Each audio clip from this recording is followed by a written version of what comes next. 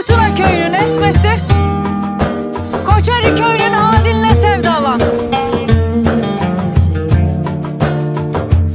Evlendik. Kaçacaktık.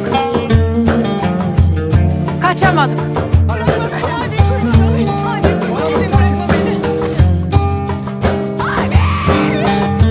Hamileydim.